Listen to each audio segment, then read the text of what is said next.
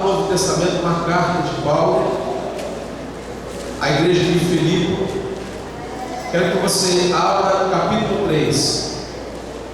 Enquanto você abre aí, eu quero orar pelas ofertas, quero orar pelos dízimos, quero orar pelas ofertas, ofertas de primícia, oferta de sacrifício que você trouxe nessa noite. E tudo aquilo que o Senhor, uma oferta alçada, levantada, essa oferta que quando você entrou, o Espírito Santo colocou no teu coração para que ofertasse na casa do Senhor. Amém? Coloque na tua mão a tua oferta, feche os teus olhos, vamos orar ao Senhor. Querido Deus e grande Pai, em nome de Jesus, nós te glorificamos essa noite, Senhor. E diante de Ti estamos, ó Pai, e queremos agora consagrar na tua casa todo o dízimo que é primícia aos teus olhos, Pai. Todas as ofertas levantadas, ofertas de sacrifício, ofertas de primícia, que sejam consagradas na tua casa, Senhor. Mas sobre a vida de cada um, Senhor, vai, Senhor, o respaldo da tua palavra, vai, Senhor, ó meu Deus, o afirmamento da tua palavra que diz que repreenderia o devorador, Pai, e abençoaria, Senhor, ó meu Deus, de uma bênção tal que ela de rei amará bastante, Senhor. Segundo a tua santa palavra, que não pode falhar, Senhor, que não pode mentir, Senhor, depositamos, ó Pai, assim sobre a tua palavra, Pedro na sua rede, Senhor, ele teve uma grande peça naquele dia, Pai, em cima da sua palavra, Senhor, lançamos as nossas ofertas, os nossos dízimos, em nome de Jesus, Pai, abençoa, Senhor, a cada vida, a cada lar, a cada casa, para a tua glória, em nome de Jesus, amém, Senhor. Enquanto os irmãos louvam a Deus com o hino, você pode se levantar do seu lugar e trazer os gasofilados que estiver. Glória a Deus.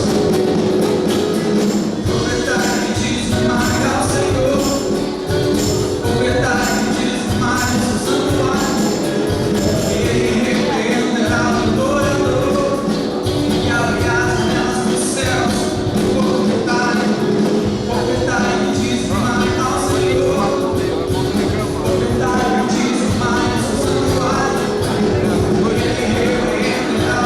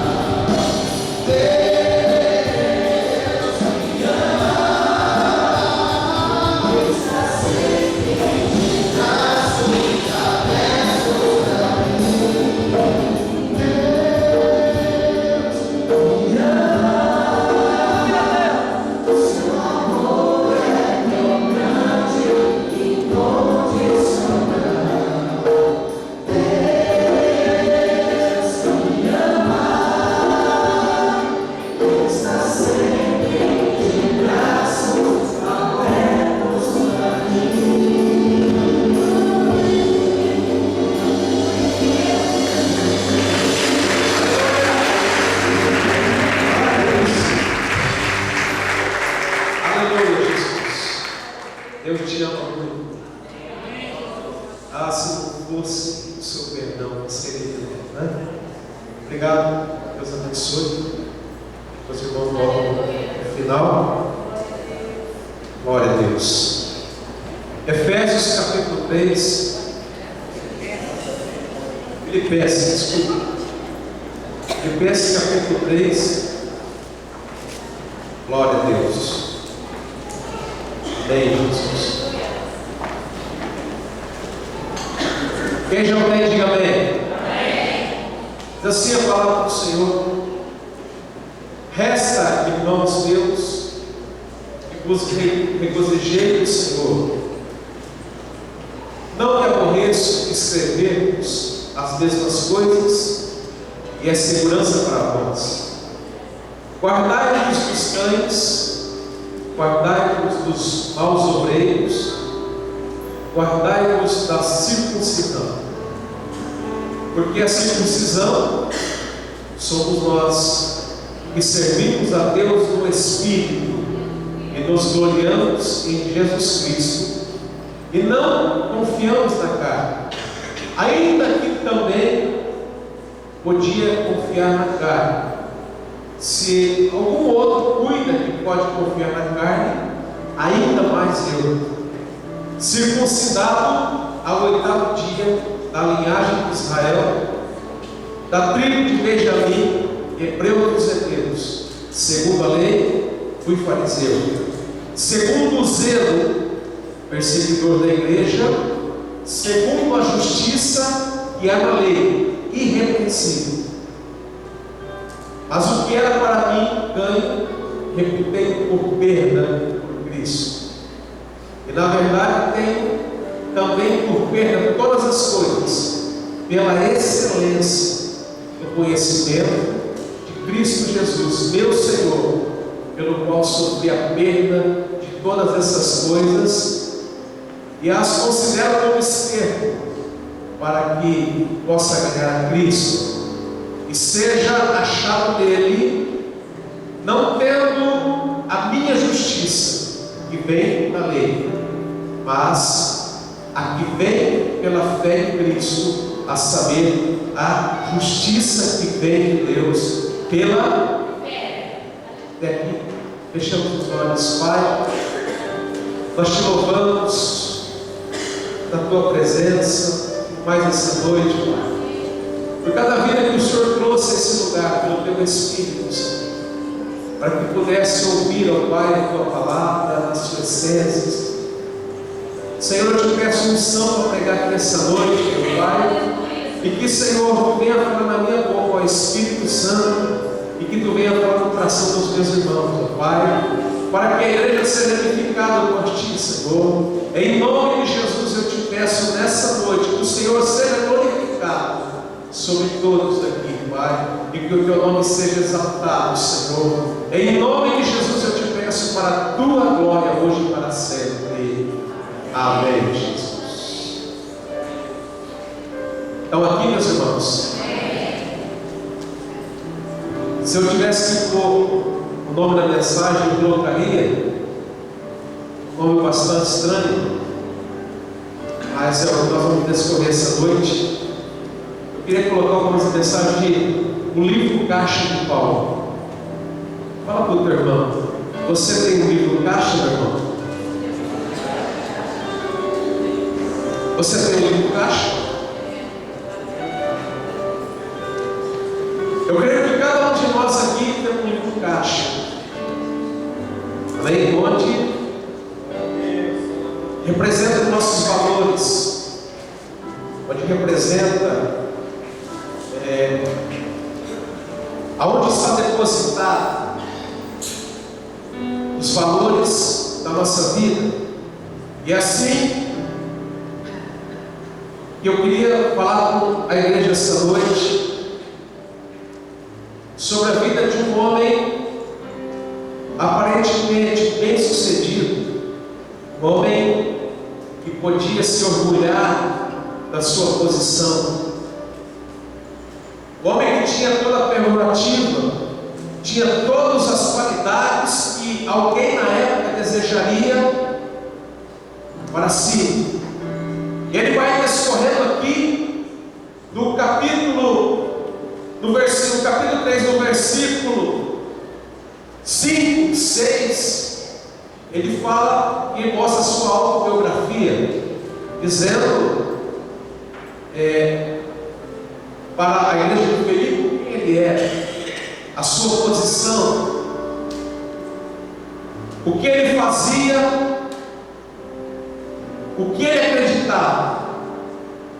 Esse é o nosso apóstolo, o apóstolo dos gentios, que graças a esse homem houve uma grande cooperação de Deus em que chegasse até nós o Evangelho aos gentios, porque os outros discípulos, eles tiveram um pouco do ramo a obedecer a Jesus quando ele disse: ficai em Jerusalém até que do alto seja revestido de poder. Então sereis testemunhas tanto em Jerusalém como na Judéia e Samaria e até os confins da terra. Então, e eles ficaram em Jerusalém e receberam a promessa que é a descida do Espírito Santo em Atos 2. Mas acontece que eles não quiseram sair de Jerusalém. Eles quiseram ficar, eles quiseram converter todo o povo judeus e assim desprezar os gentios, até que o Senhor teve que intervir, dando uma visão a Pedro, quando estava na casa de Simão Curtidor, orando, e ele teve a visão de um vaso cheio de animais impuros, e o Senhor disse: mata e come, Pedro. Ele disse: mas nunca matei nada, nunca comi algo impuro. E por 3 vezes essa voz falou com Pedro, até que depois ele veio a entender que Deus estava purificando toda a humanidade em Cristo Jesus, nosso Senhor. E aí então, começando de Cornélio, e depois o Evangelho chegou até Paulo, aonde houve uma reviravolta na pregação do Evangelho. Mas o que Paulo está relatando aqui, ele está falando, não queria falar aqui dos maus obreiros, isso aqui não vou deixar todo dia, porque ainda hoje foi capa no jornal ainda, os maus obreiros, essa disputa de poder, essa disputa de coisas que não edificam, coisas que só vêm a manchar o Evangelho. Então vamos deixar essa disputa de poder para eles e vamos pregar a essência do Evangelho, vamos ensinar a palavra de Deus que Jesus mandou ensinar. Ide por todo mundo e ensinar e fazer discípulos e pregar o Evangelho a toda criatura. Quem crer e for batizado será salvo. Mas quem não crer, vamos, enquanto eles brigam, vamos avançar nós, irmão. Vamos deixar a briga para depois. Vamos falar aqui dos nossos obreiros em outra ocasião em que eu via falar aqui. Mas quero me fazer aqui primeiro, no versículo 5, quando Paulo está dizendo aqui: se alguém pudesse gloriar na carne, muito mais eu. Se alguém quisesse uma glória humana, ele está dizendo, muito mais eu podia me gloriar. Veja a posição que eu tinha. E ele começa a descorrer, capítulo 5, circuncidado ao 8º dia. A circuncisão, tem muita gente que não sabe ainda o que é circuncisão, para algumas pessoas que estão pensando agora no Evangelho. A circuncisão foi a segunda aliança mais importante da humanidade. A primeira só perde para Jesus no Calvário, quando ele disse: eu faço uma aliança, uma nova aliança no meu sangue. Amém? A aliança mais importante que está feita, está durando 2000 anos, foi a aliança que Jesus fez na cruz do Calvário, onde ele fez a aliança no seu sangue.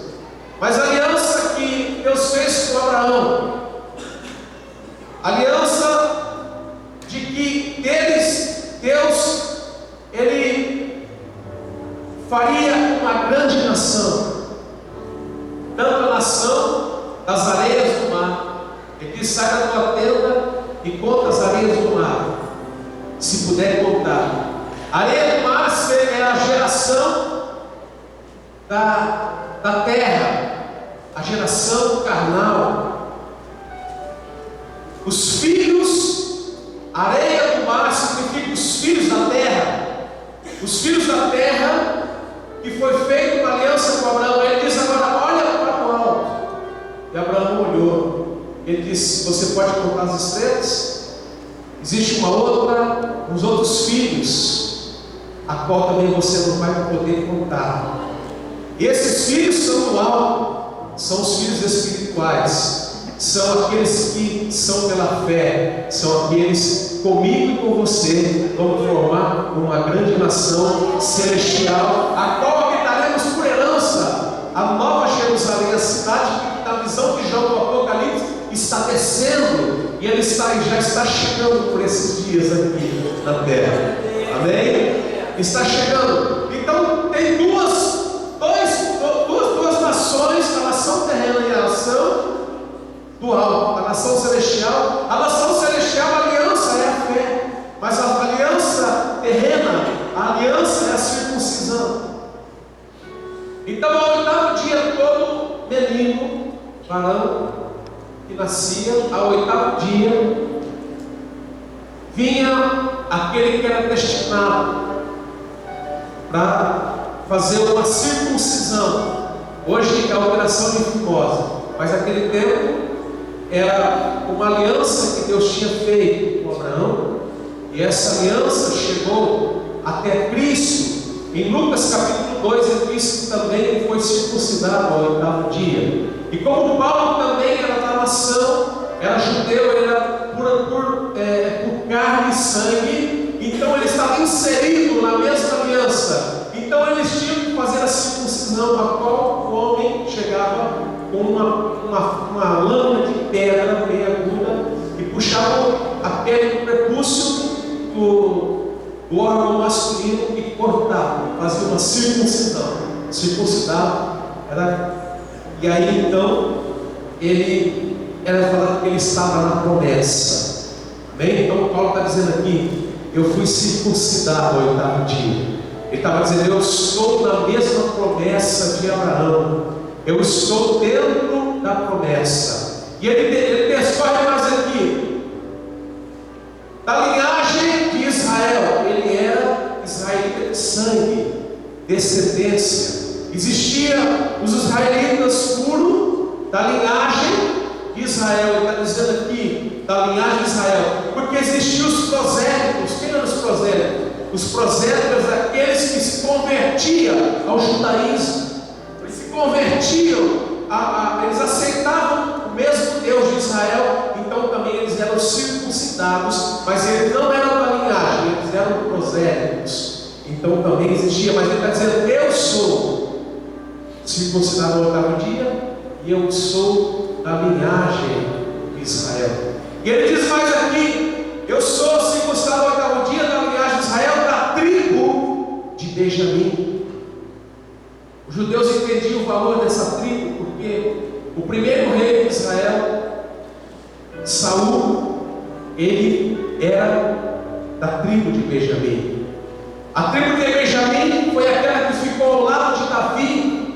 Todas se rebelaram quando Absalão tomou o poder, o seu filho tomou o poder de Davi. Mas a tribo de Benjamim, ela ficou firme com Davi até Davi retomar o seu reino. Então existia um peso quando as pessoas diziam que eram de Benjamim. Benjamim e Judá são as duas tribos do reino do sul, depois do reinado de Salomão. Porque as outras 10 tribos foram levadas cativo pelo general Subanipal, e nunca mais se falou nessas 10 tribos, ficando então 2 tribos apenas que Deus tratou: a tribo de Judá e a tribo de Benjamim. E por Judá ser a maior tribo, então ficou o povo judeu. Até hoje fala do povo judeu por causa que eles eram da tribo de Judá. Só essas 2 tribos. Estão entendendo? Estou dando só uma introdução para que eu possa chegar no livro Caixa de Paulo. Você tem o livro Caixa? Pergunta para o teu irmão: você tem o livro Caixa, não? O que tem de valor nesse livro Caixa? Amém? E ele está dizendo aqui, ele está dizendo da tribo de Benjamim, hebreus, segundo a lei, fariseu. Hoje, a palavra fariseu, ela está como debochada, porque é sinônimo de cara traíra, fariseu, pessoa que traiçoeiro, fariseu, porque eles mais importunavam Jesus com os fariseus. Mas ser fariseu na época de Paulo era uma grande honra. Ser fariseu era o ápice da religião. Se podia falar que alguém ia para o céu naquela época, falavam que primeiro os fariseus. Os fariseus eram respeitadíssimos, eram os doutores da lei, e Paulo era o fariseu, segundo a lei. E ele diz mais aqui na sua carta, ele, segundo o zelo perseguidor da igreja, e segundo a justiça que era a lei, ele era irrepreensível. Irrepreensível quer dizer que ele guardava toda a lei e todas as tradições da nação de Israel. Ele tinha um alto posto. Ele estudou aos pés de Gamaliel. Gamaliel, o maior erudito da época, o maior rabino que existia, o maior nome do judaísmo, o maior nome da lei que se falava, era o nome de Gamaliel. E Paulo estudou aos pés de Gamaliel. Quer dizer, que ele saiu das entranhas de Gamaliel. Ele teve um estudo por excelência. Vai vendo quem era Paulo. Eu estou dizendo a riqueza do currículo de Paulo. Quem Paulo significava na época. Ele diz aqui, perseguidor da igreja. Paulo tinha a igreja como inimiga, porque para ele não apenas só crer na verdade, mas também opor-se à mentira. E para os fariseus, Jesus foi uma grande mentira. Os discípulos eram uma grande mentira. Lá em Mateus capítulo 27, se você quiser acompanhar, Mateus capítulo 27, quero dizer aqui o que pensavam os fariseus a respeito de Jesus. Mateus capítulo 27, no versículo 62. Veja o que eles dizem. Quando Jesus ele foi crucificado, Mateus 27, 62 diz assim: que no dia seguinte, que é o dia depois da preparação, reuniram-se os príncipes dos sacerdotes e os fariseus em casa de Pilatos, dizendo: Senhor, lembra-nos de que aquele enganador, eles tinham Jesus como enganador, aquele enganador, vivendo ainda depois de 3 dias, vivendo ainda, disse: depois de 3 dias ressuscitarei. Versículo 64: manda, pois, que o sepulcro seja guardado com segurança até o 3º dia. Não se dê o caso que os seus discípulos vão de noite e o furtem, e digam ao povo: ressuscitou dos mortos, e assim o último erro será pior do que o primeiro. E disse Pilatos: deis a guarda, ide, guardai-vos como entendeis. E indo eles, seguraram o sepulcro com guarda, selando a pedra. A visão dos fariseus, eles tinham Jesus como um grande enganador. Eles tinham Jesus como um líder de uma seita que estava se espalhando. Então Paulo, pelo seu zelo, resolveu perseguir esse povo, porque eles tinham. Mas quando eu olho aqui esse versículo, não sei se você entendeu o que a Bíblia diz. Porque ele diz assim: olha, não tem o caso que os discípulos vão de noite e o furtem e digam ao povo que ressuscitou do morto, e assim o último erro será pior do que o primeiro, porque eles já erraram quando mataram a Cristo. Eles estavam admitindo que houve um erro Mas eles não queriam, porque eles viram sinais que a terra ficou negra no dia da morte de Jesus. Um terremoto se deu naquele lugar, e eles viram sinais de que o véu do templo se rasgou de alto para baixo, e eles viram os sinais, e o guarda ainda confessou: este verdadeiramente era o Filho de Deus. Mas ele perseguia a igreja pela formação que eles tiveram. Lá em Atos 22, 3 vai dizer que eles se tornaram Gamaliel. Já falamos. Então eu quero dizer uma coisa, meu irmão. Ele era chamado de Saulo. Até aqui ele era chamado de Saulo. Mas esse homem, ele tinha uma grande bagagem. Esse homem não era um homem qualquer. Esse homem entrava aonde ele quisesse entrar, porque o Império Romano restringia a entrada e saída dos israelitas, mas Paulo também tinha a cidadania romana. Ele falava 3 línguas. Paulo, ele tinha uma grande mobilidade, por isso que ele veio e fez as viagens missionárias, porque ele entrava e saía a hora que ele queria de um estado para outro, de um continente para outro. Ele se deslocava, porque ele também era um cidadão romano, e o cidadão romano tinha carta branca para entrar, como os cidadãos europeus têm carta branca hoje para entrar, um na Alemanha, na França, sem tirar passaporte. Eles têm, essa era a mesma mobilidade que Paulo tinha. Por isso Paulo era um homem de muito valor, um homem que tinha um valor muito grande. E aí então esse homem começou a perseguir a igreja de Jesus. Esse homem começou a perseguir a igreja de Jesus Cristo. E os seus atos foram: Atos capítulo 7. Veja que Atos capítulo 7, Paulo, ele permite, ele está no povo, quando Estevão, o grande mártir da igreja, foi apedrejado até a morte.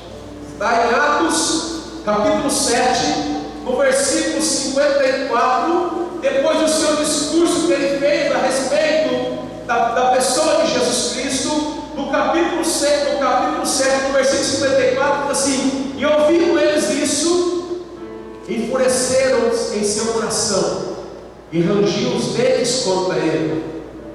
Mas ele, estando cheio do Espírito Santo, e fixando os olhos no céu, viu a glória de Deus e Jesus, que estava à direita do Pai, com Deus, e disse: eis que vejo os céus abertos, e o Filho do Homem que está em pé à direita de Deus. Mas eles gritavam com grande voz, taparam os ouvidos e arremeteram unânimes contra ele, e expulsando da cidade, o apedrejaram. E as testemunhas depositavam suas vestes aos pés de um jovem chamado, e apedrejaram a Estevão, que em invocação dizia: Senhor Jesus, recebe o meu. E quando se de joelho, clamou com grande voz: Senhor, não nos impute esse pecado. E tendo ele dito isso, quem estava aqui, irmão? Paulo, perseguindo. Um dos seus atos contra a igreja foi estar presente na morte de Estevão.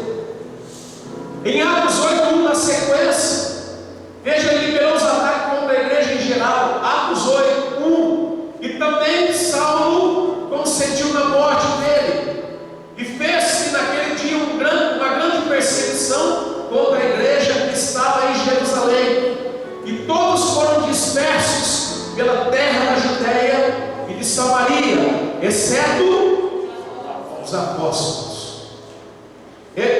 Os varões piedosos foram enterrar Estevão, e fizeram sobre ele grande pranto E Paulo, assolava a igreja, entrando pelas casas e arrastando homens e mulheres, os encerrava na...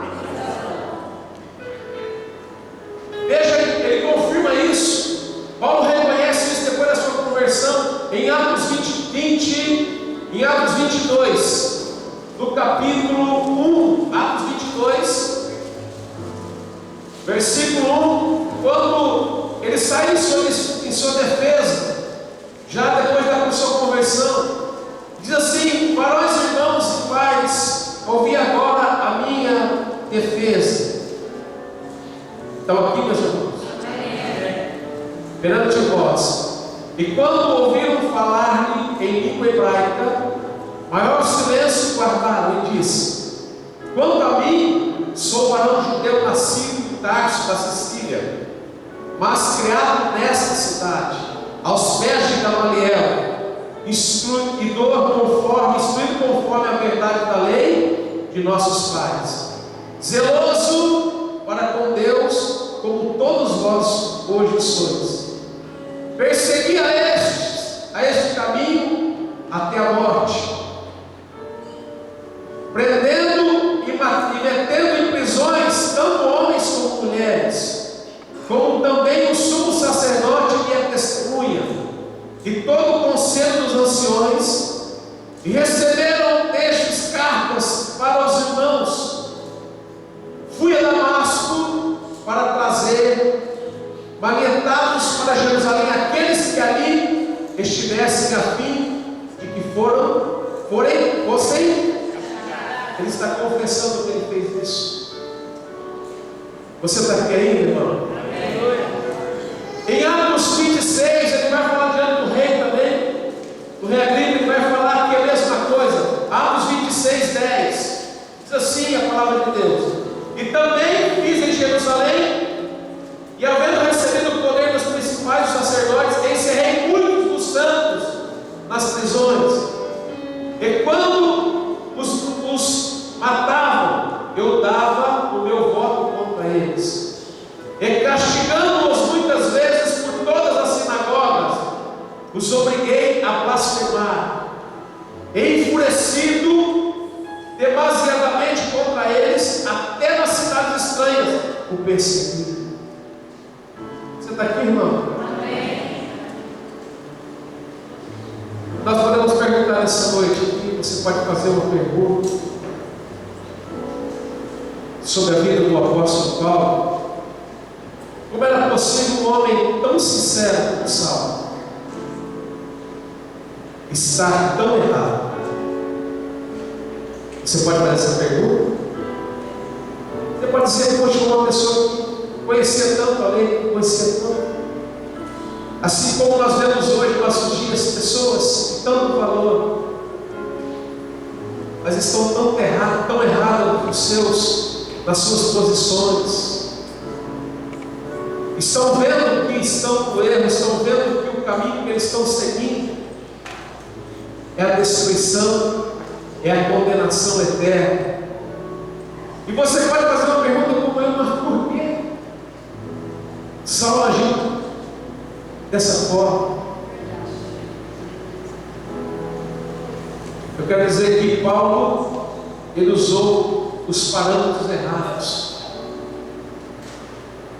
Como aquele jovem rico de Marcos capítulo 10, do versículo 17 até o 22, quando ele chegou até Jesus, e todos conhecem a passagem, ele disse: mestre, o que devo fazer para ter a vida eterna?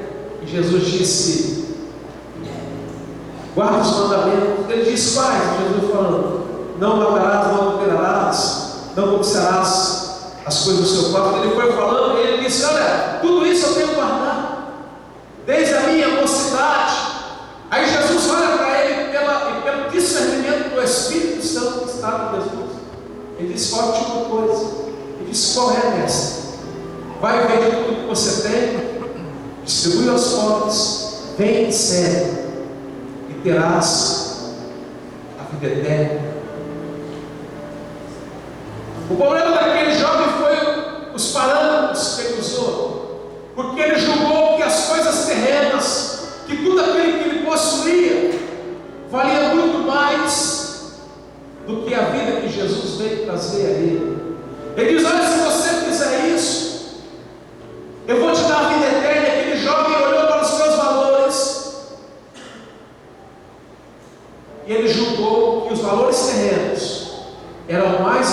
importantes do que aquilo que Jesus estava propondo a ele. E a Bíblia diz que ele foi triste. A mesma coisa Paulo, ele olhou para o exterior, ele olhou para as situações, ele ajudou a matar, ele ajudou a julgar, ele ajudou as pessoas a blasfemar, ele fez isso, ele arrastou em prisões, ele fez um monte de coisa porque ele estava usando a ótica errada. Ele estava julgando os valores da lei, mas ele não olhava para dentro do seu coração e via o pecado que estava acarretando e fazendo tudo isso. Ele não conseguia ver os valores internos. E nós precisamos olhar para dentro.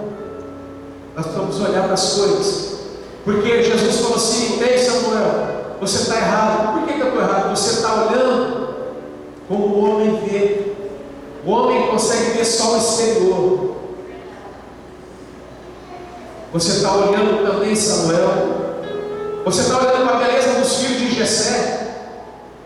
Mas eu não olho como você olha. Eu olho diferente. Deus não olha para a aparência exterior. Ele não olha se você é rico, se você é pobre, se você é preto, se você é branco, qual a condição social tua ou não. Mas quando Deus olha, Ele olha para o teu coração.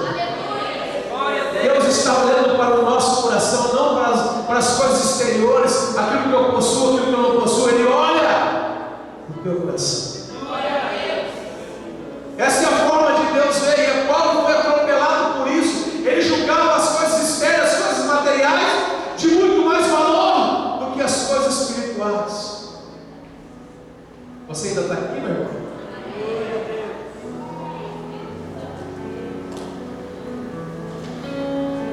Só que tem um negócio. Abra comigo Atos capítulo 9. Atos capítulo 9. Você está aqui ainda, meu irmão? Eu tenho certeza que a partir de hoje você vai olhar diferente as coisas. Você vai olhar como Deus olha. Atos 9, assim, capítulo 9, versículo 1. E Saulo, respirando ainda ameaças de morte contra os discípulos do Senhor, dirigiu-se ao sumo sacerdote e pediu cartas para Damasco, para as sinagogas, a fim de que se encontrasse alguns daquela seita, quer homem, quer mulheres, os conduzisse presos a Jerusalém. Versículo 3. E indo no caminho, aconteceu que, chegando perto de Damasco, subitamente o cercou um resplendor de luz do céu. E caindo em terra, ouviu uma voz que lhe dizia: Saulo, Saulo, por que me persegues? Hello? Estamos aqui, meus irmãos? Agora ele vai ter uma experiência com Jesus. Agora o próprio Cristo vai falar no seu ouvido o que a religião dele não falou de todos esses anos. Ele fez por tradição. Agora vai ter uma reviravolta na vida desse homem. Ele vai ter uma experiência com Jesus. E quem tem experiência com Jesus nunca mais é o mesmo, porque Jesus transforma a sua vida.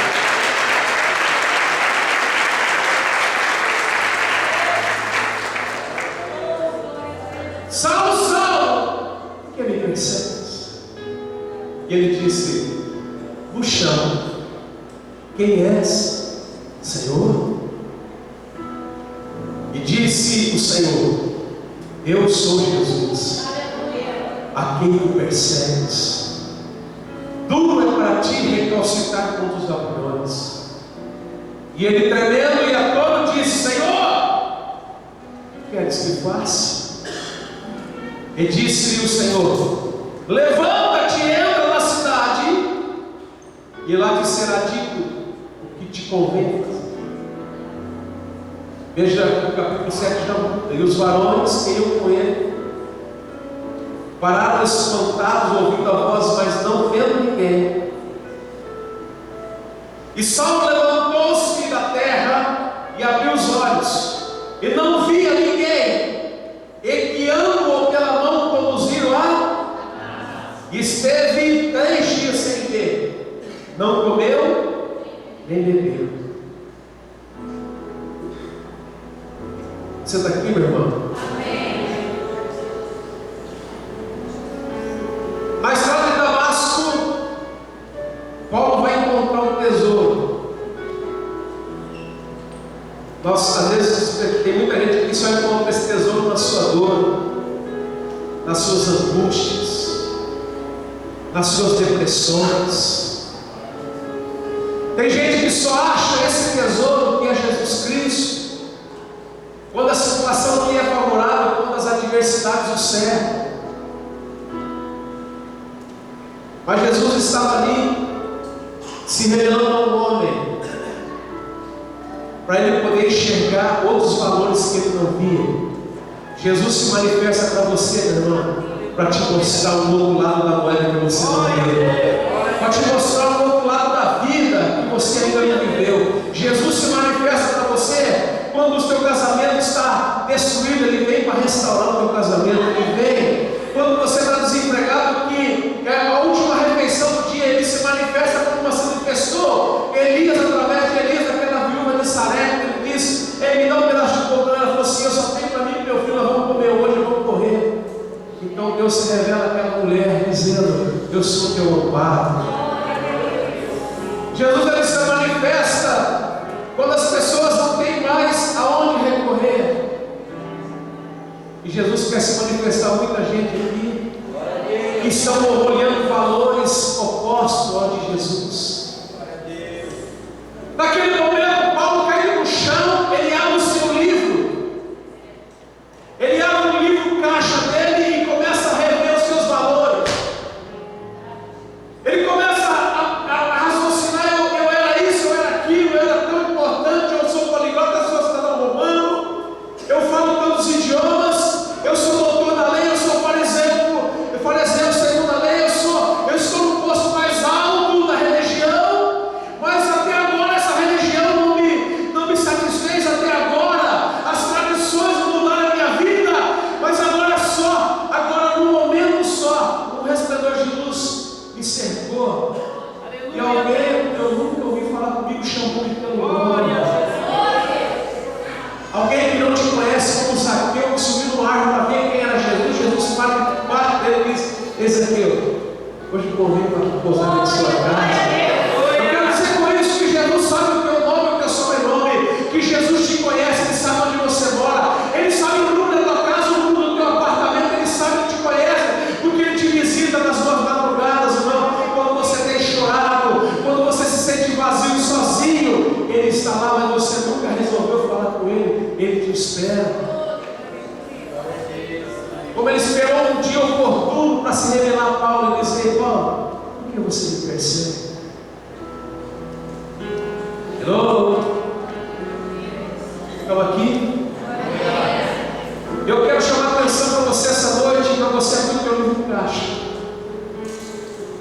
Eu quero falar para você que o teu sobrenome não é a coisa mais importante de sua vida, a tua casa, o teu carro, o teu dinheiro, as tuas joias, não são os valores mais importantes. Se você estiver olhando desse jeito, eu quero dizer que você tem pouco tempo para desfrutar disso.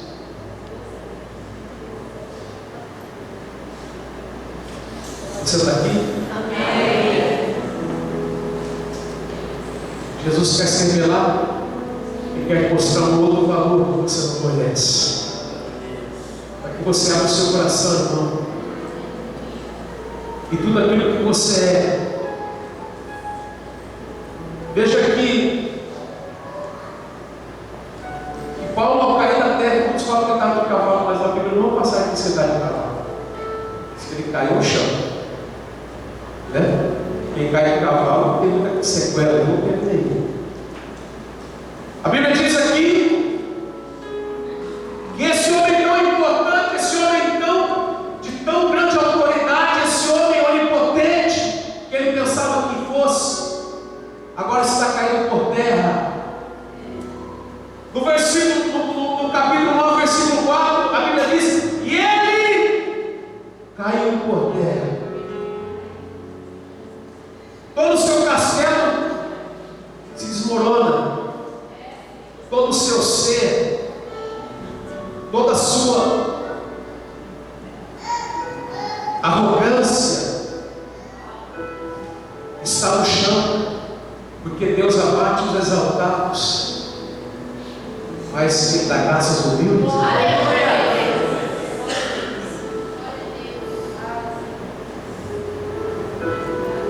Ele é confrontado ali agora com todo o seu império pessoal. Ele está no chão porque alguém mais superior, alguém mais poderoso, alguém mais excelente, alguém com autoridade maior do que a carta do sumo sacerdote chegou naquele lugar. O seu nome é Jesus Cristo. Ele faz o que Ele quer, a hora que Ele quer, do jeito que Ele quer. A Bíblia diz, quando Ele ressuscitou, Ele diz: todo o poder e autoridade me foi dado no céu e na terra. E Ele faz aquilo que Ele bem entende. A Bíblia diz agora aqui no versículo 6, a palavra viva fala com Ele. Eu sou Jesus. Eu sou o Verbo. Eu sou aquele que você me persegue. Ele vivia uma vida religiosa fundada na leis e tradições. Quantas pessoas vivem assim, irmão? A palavra já não fala mais com ele. Quantas pessoas estão com o coração endurecido dentro das igrejas, achando que já chegou no seu ápice, que não precisa escutar mais ninguém, não precisa mais de conselho, não precisa mais nada, porque ele é o crente perfeito, ele é o maduro, ele é aquele que nasceu para ensinar.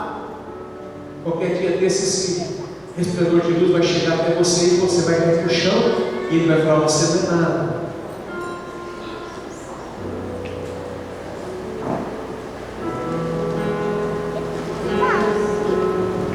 A palavra de Deus é como se Jesus estivesse falando aqui essa noite. A palavra viva fala nesse lugar.